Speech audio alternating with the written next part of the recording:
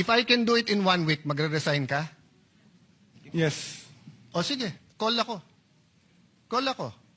So, Mr. President, we will meet tomorrow. And I will bring an IT expert. You bring the list of the 160 hospitals and all of this case rate. Okay?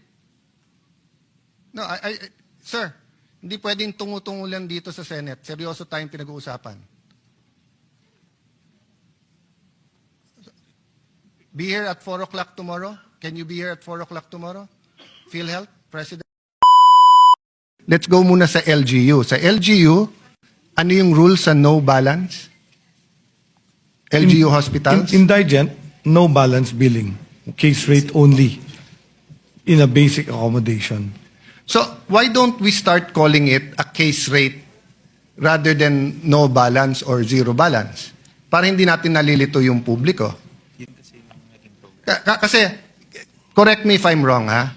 Kasi ang batas sinasabi, magsa-survey kayo. Di ba? Ang PhilHealth. Pag survey nyo, i-average nyo ngayon yan. So yung average, yan yung case rate. So kung sa DOH hospital, pag sinabi nyo 50,000 for this procedure, kung sa DOH hospital, it's only 35,000, zero billing ka, or no billing. Pag pumunta ka sa isang private hospital and it's 50,000 within the case rate, zero billing ka. But kung ikaw mismo pupunta ka sa mas mahal na hospital and it's 70,000, bayad ka ng 20,000. Because the intention of the law was, in the average, there's more than enough hospitals na you will go na it's 50,000. Pero pag hindi mo inayos yung case rate, yung average, de halos kahit saan ka pumunta, over, edi natural magbabayad ka. Di ba? So the no billing or zero billing, ang kambal niyan yung case rate. Matatapos na yung 2025. Ba't hindi kayo nagsasurvey? All you have to do is ask Makati Med to average that for you. You send the survey forms, they send it back. You're talking about 160 hospitals. Kayang gawin ng 1 linggo yan. Pinapahirapan nyo sarili nyo. So, 2024, that's 9 years hindi kayo nag-survey. Sorry, 2017, 2018, 2019, 2020, 21, 22. 7 years. So last year, nilagyan nyo na lang percentage. Ngayon, November na, wala pa rin. So habang wala yan, niloloko natin ang tao sa billing nila. Kasi announce tayo ng announce na don't worry, may PhilHealth, lahat kayo, membro, may zero billing, may billing, may ganitong programa, etc. Litong-lito na sila. Di ba? So why don't we simplify it? Oh, so assuming we do it your way, when will you get the average? When will you get the cost analysis survey results? Middle of 2026. If I can do it in 1 week, magre-resign ka? Yes. O sige, call ako. Call ako. So, Mr. President, we will meet tomorrow. And I will bring an IT expert. You bring the list of the 160 hospitals and all of this case rate. Okay? Diba? Kasi you're in the Senate eh. All you have to do is we finish that survey and tell us, sir, if you don't give us more money, hindi namin mababayaran. We don't expect you naman to pick from your own pocket eh. Di ba? Pag natapos natin tong lahat na survey na to, at lalabas, eto yung number of patients, average, eto yung pera. Oh, Mr. Senators, Congressmen, Mr. President, you're giving us 60 billion, pero sa computation namin, pag inayos namin yung case rate, 120. So ang kaya lang namin sa mga to, libre, o kaya 50%. Di ba? Garbage in is garbage out eh.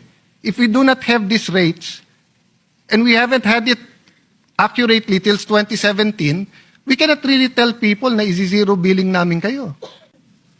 Pwede ba, kung cesarean, pwede ba pagdating sa heart center, boss, cesarean ako, pero sobra kasi dito, hindi zero billing, i-bypass nyo na lang ako. Pwede natin pagyabang na ang bypass kasya. O paano ngayon mga kailangan ng cesarean? Tapos pupunta dun sa mga ospital na zero billing, puno. So wag muna sila manganak. That's why there's frustration here. You don't give us straight answers Walang problema yon. Walang problema na shift DRG, walang problema magbayad, kopyahin nyo doon. Ang problema, 2017 pa, in the meantime, magsasuffer yung mga tao dahil walang pambayad at kung ano-ano sinasabi natin sa kanila. And don't tell me about complications. Because wala ka pa dyan, hindi ka pa chairman ng PhilHealth, meron ng rule yan Pagka bypass, no complication. Eto yung babayad. Hindi kasama complication. Hindi ganun yung sistema dati. Ang sistema dati, bypass, no complication, eto yung bayad. Kung may complication, may dagdag yun. So, ngayon yung lulituin nyo kami. Mr. Secretary. Erroneous. Excuse me, Mr. Secretary. You're not answering the questions I'm asking you and we're interrupting each other. I will listen to you, you listen to me. Okay? What I'm telling you is we cannot promise people then not deliver. We cannot tell people no balance tapos may balance. That's why klinaklaro ko dito. And what I'm telling you is that even before, ang amount sa case rate, halimbawa sinabi cesarean or bypass, hindi kasama doon ang complication. So kung iniba nyo ngayon at ginagawa nyong complicated, that's up to you. But kailangan klaro yung sabihin natin sa tao. That's why I'm asking you a specific question. So don't tell me kanina na complex kasi to kasi pwedeng may complication. Yung amount mo dito is for basic. So if you do the survey in all the hospitals, then announce to people, eto yung rules. Kung government hospital, ganito. Kung private, ganito. Ilan kami dito? Si Senator JV, nakailan amendment na yung PhilHealth? We were here then. So we know the law. We know na kulang ng pera. Hindi yun yung issue. Ang issue, chairman po kayo ng PhilHealth, hindi nyo ginagawa yung survey. And then sasabihin nyo ma-migrate, pilot pa lang, next year pa lang.